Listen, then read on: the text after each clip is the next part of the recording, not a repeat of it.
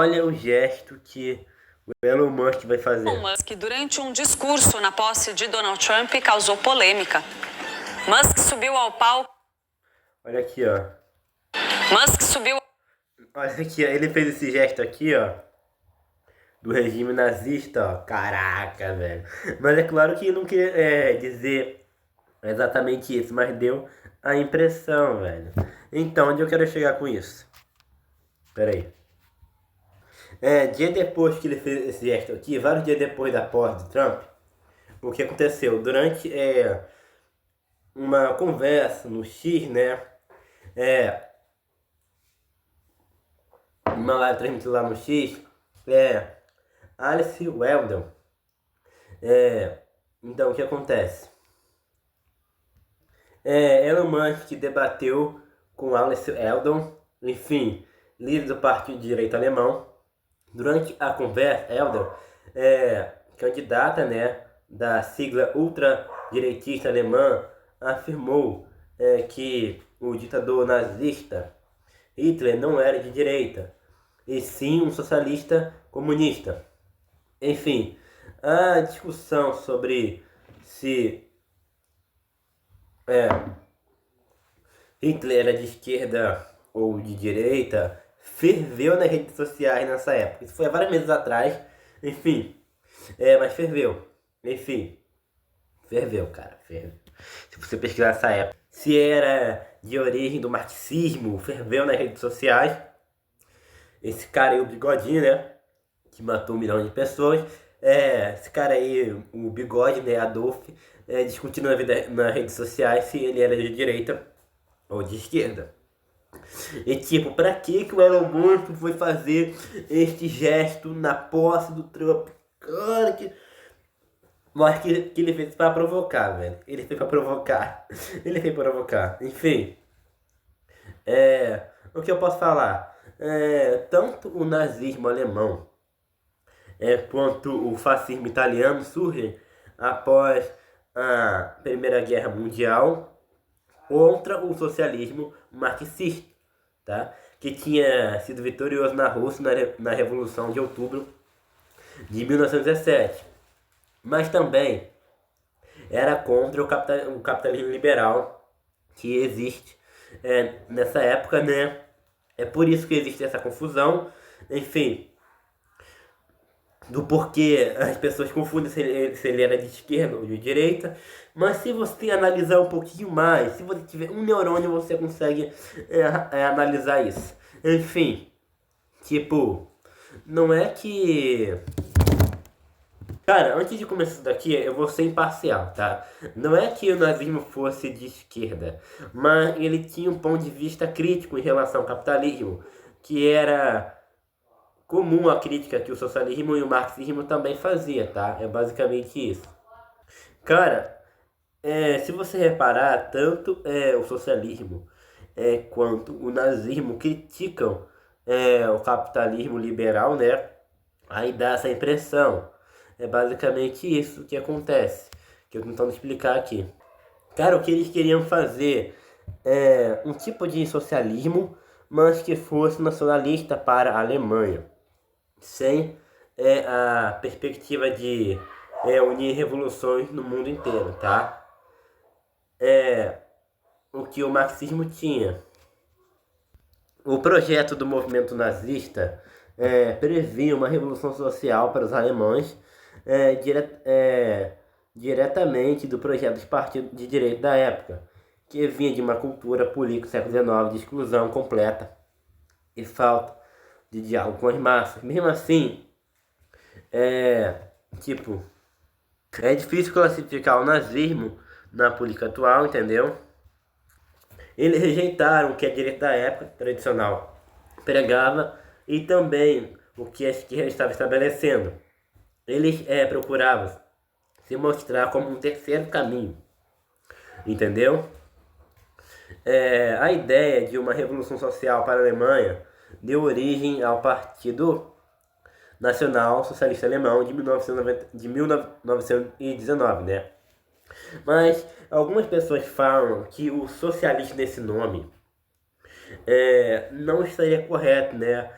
tipo, parece óbvio, mas o socialismo tá lá assim, ó, Partido Nacional Socialista Alemão. O socialismo no nome é um dos principais argumentos usados nos debates da internet que coloca o nazismo como um grupo de esquerda. Mas tem historiador que discorda disso. Enfim, tem pessoa que fala que é uma grande ignorância da história, de como as coisas aconteceram. Se você reparar aqui, pessoal, eu tô tentando falar como duas pessoas diferentes aqui. Se você não reparou isso, tá? Eu tô tentando ser imparcial nesse negócio aqui. Enfim. O que seria fundamental é o termo nacional, não socialista. Isso é o que as pessoas pensam. Essa é a linha de força fundamental do nazismo. A defesa que aquilo é nacional e próprio dos alemães, aí entra a chamada teoria do arianismo, entendeu? Enfim, os nazistas procuravam uma fundamentação teórica e filosófica para defender a ideia de que eles eram descendentes diretos dos árias, que seria uma espécie de tribo europeia, árias, que seria uma espécie de tribo europeia original. Enfim, quanto mais próximo da tribo ariana, mais pura raça. E esses teóricos acreditavam que o grupo germânico era o mais próximo. Daí surgia a tese de que, para serem felizes, tinham que defender a raça ariana para ficar longe de subversões e decadência. É o que pensavam. A raça pura poderia salvar a humanidade. Enfim, a ideia de da defesa de um povo germânico ganhou popularidade em momento de perda de território. Enfim, o que levou a isso foi uma profunda recessão e forte inflação após a Primeira Guerra Mundial. Era preciso recuperar a moral do pobre coitado, que não tinha dinheiro e era massacrado pelos capitalistas. Enfim, daí surge um dos motivos do nazismo, né? Um dos vários motivos. De uma ideia de um povo germânico puro, entendeu? É um dos vários motivos. Isso levantou, né, a moral do pobre alemão que não tinha dinheiro e era massacrado pelos capitalistas. É meio propaganda a ideia de que o nazismo planejava uma revolução social na Alemanha, o que incluía maior intervenção do Estado na economia. O partido fazia questão de deixar claro sua oposição ao marxismo. Enfim, os hitleristas eram profundamente antimarxistas. Os comícios, né? Enfim, o nazismo e o fascismo diziam que não existia luta de classe, como defendia o socialismo, e sim uma luta a favor dos limites linguísticos e raciais. Enfim, enquanto o nazismo e o fascismo diziam que não existia luta de classe, né, diferente do socialismo, e sim uma luta a favor dos limites linguísticos e raciais. Enfim, as escolas nacionais socialistas que se espalhavam pela Alemanha, a partir de Hitler, ensinavam que os jovens deveriam pensar que os judeus eram os criadores do marxismo e que aqueles marxistas deveriam ser antissemitas. Enfim, os judeus, aliás, tornaram-se o ponto focal da perseguição nazista, porque representavam tanto o socialismo como o capitalismo liberal, mesmo que isso possa parecer, né, mesmo que isso possa parecer antagônico nos dias de hoje, né, mesmo que pareça isso. Enfim, havia uma simbologia do judeu como representante, por um lado, do socialismo revolucionário, porque Marx vinha de uma família judia convertida ao protestantismo, entendeu? Aí associaram uma coisa com a outra. Por outro lado, os judeus eram fortemente associados ao capitalismo financeiro, porque os judeus assimilados assumiram as culturas de outros países para além da nação religiosa. Enfim, os que viviam na Europa tinham uma tradição de empréstimo de dinheiro, de negócio, capitalismo, né? Enfim, pode parecer loucura, mas o extermínio de judeus na Alemanha nazista também dificulta as comparações com a perseguição política no regime socialista soviético, por exemplo. Enfim, há muitos genocídios pelo mundo, mas nenhum igual ao nazismo. Porque, tipo, o nazismo é apoiado totalmente por falsa teoria científica e linguística, né? E levado pelas mesmas consequências. A União Soviética também tinha genocídio, mas não tinha ali um motivo científico por trás. Enfim, a União Soviética também tinha como concentração, mas não existia um motivo. Não existia uma doutrina para justificar isso. Enfim, há traços comuns entre o nazismo e o regime soviético. Enfim, a propaganda, por exemplo, e o fato de ambos serem regimes totalitários, né, que controlavam e legislavam sobre a vida pública, né, e também privado dos cidadãos, em comum. Enfim, além do judeu, o regime nazista também perseguia democratas liberais, socialistas, ciganos, testemunhas de Jeová, homossexuais, algo que hoje contribui para que o nazismo seja considerado como extrema-direita. Enfim. E os aproxima de grupos que vão contra a comunidade LGBT, né? Contra imigrantes, muçulmanos, por exemplo. Enfim, todo esse projeto de repressão, censura, campo de concentração, extermínio, era direcionado a quem era fora do que chamavam de comunidade popular. Enfim, o povo alemão, enfim, tudo que fugia dali do povo alemão, né, da comunidade popular, alemães que eram democratas, liberais, socialistas também eram excluídos por serem contrários ao projeto nazista e colocaram em risco essa comunidade popular, né? Enfim, por isso eles não eram bem vistos, não. Enfim, é difícil você classificar o nazismo como direita ou esquerda, tá? Enfim, enfim.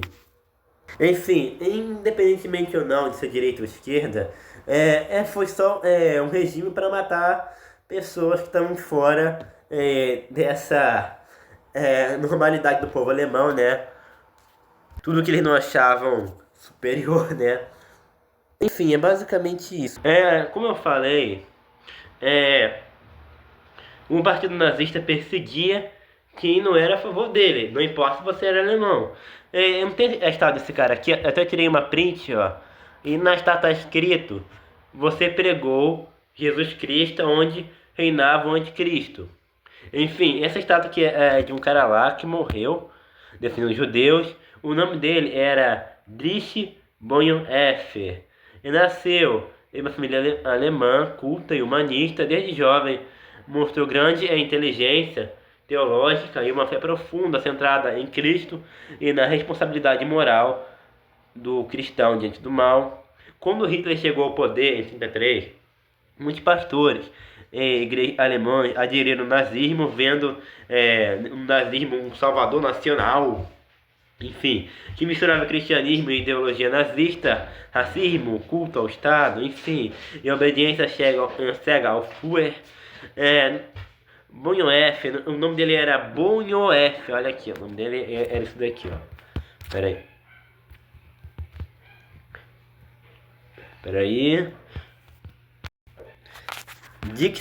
Bonhoeffer, esse cara aqui, ó. Enfim, ele se opôs ao nazismo, ele percebeu o perigo, né? Ele pregou que Cristo e Hitler eram incompatíveis. Enfim, ele falou: quando Jesus Cristo chama um homem, ele convida a vir morrer. Enfim, com outros pastores, Bonhoeffer fundou essa igreja aqui. Ele fundou essa igreja aqui. O nome da igreja era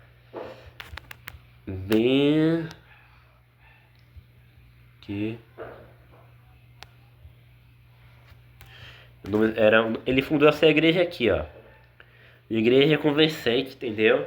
Que se recusava a submeter o evangelho nazista. Essa igreja defendia a fé cristã pura, sem nacionalismo, e protegia os judeus. Entendeu? E protegia os judeus perseguidos. Bonhoeffer formou secretamente novos pastores e criou um seminário clandestino, onde ensinava os discípulos tipo obediência, resistência espiritual. Dali nasceram seus escritos mais famosos. Tem isso daqui, ó. Ele escreveu isso daqui, ó. Inclusive, leiam, é muito bom, tá? Culto do Discipulado. Ó, esse livro aqui é excelente, cara. De 37, olha aqui, ó. Tem esse daqui, ó. Vida em Comunhão, ó. Ele escreveu sobre forte perseguição, vida em comunhão, olha aqui. Vida em comunhão, olha aqui, ó. Foi isso daqui que ele escreveu, ó. É muito bom. Leiam Pelo amor de Deus, leiam esse livro. Leiam isso daqui, pelo amor de Deus. Enfim, com o tempo, Ebonho F. via que o mal do nazismo não podia ser combatido apenas com palavras. Ele passou a ajudar ativamente a resistir a esse sistema, né, a resistência alemã, inclusive colaborando com o serviço secreto, onde alguns oficiais cristãos conspiravam para assassinar Hitler. Isso daqui, ó. Serviço secreto. Serviço secreto. Nome é. Acho que isso aqui é o nome, peraí. Olha aqui, ó. Esse grupo aqui, ele tentou assassinar Hitler, velho. Enfim, eles usou viagens e contatos nacionais para ajudar judeus a escapar e comunicar informações entre os conspiradores do exterior. Essa decisão foi difícil, pois para ele envolvia quebrar princípios, mas Bonhoeffer acreditava que diante do mal absoluto ficar omisso era pecado. Enfim, mas ele foi enforcado, tá? Em abril de 43, Bonhoeffer foi preso em Gestapo e levado para a prisão de Tergen, em Berlim. Mesmo preso, ele continuou escrevendo, tá? Suas cartas e anotações da prisão, que revelam um homem de fé madura, serena e lúcida diante do sofrimento. Em 9 de abril de 45, poucas semanas antes do fim da guerra, Bonhoeffer foi enforcado num campo de concentração, tá? Ele morreu enforcado. Enfim, ele foi morto. Enfim, mas antes dele ser morto, antes dele ser enforcado em campo de concentração, o que falaram dele? Ele foi morto direto de Hitler, tá? Testemunhas disseram que ele orou, ajoelhando de morrer, e que enfrentou a execução com calma e dignidade. Impressionante. Enfim, o médico do campo relatou: eu nunca vi um homem morrer tão completamente submisso à vontade de Deus. Enfim, ele foi um mártir, velho. Cristão e herói da fé. Ele não foi canonizado pela Igreja Católica, pois era luterano, mas é reverenciado em várias tradições cristãs. Há inclusive uma estátua, olha aqui, ó, que eu mostrei no início do vídeo. Estátua, peraí.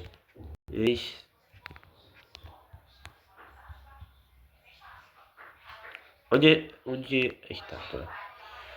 Estátua, olha aqui, ó, a estátua dele. Ele pregou onde Cristo reinou, é basicamente isso. Enfim, várias tradições cristãs, ele é reverenciado. Enfim, essa estátua tá lá em Londres. Enfim, se você for ver lá, você pregou Cristo onde reinava Cristo. Enfim,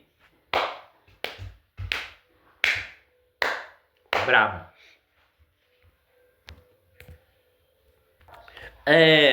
É muito fácil você ser contra o nazismo hoje em dia. É muito fácil você chegar aqui e falar: eu daria um tiro na cabeça de Hitler. É muito fácil você falar isso hoje, tá?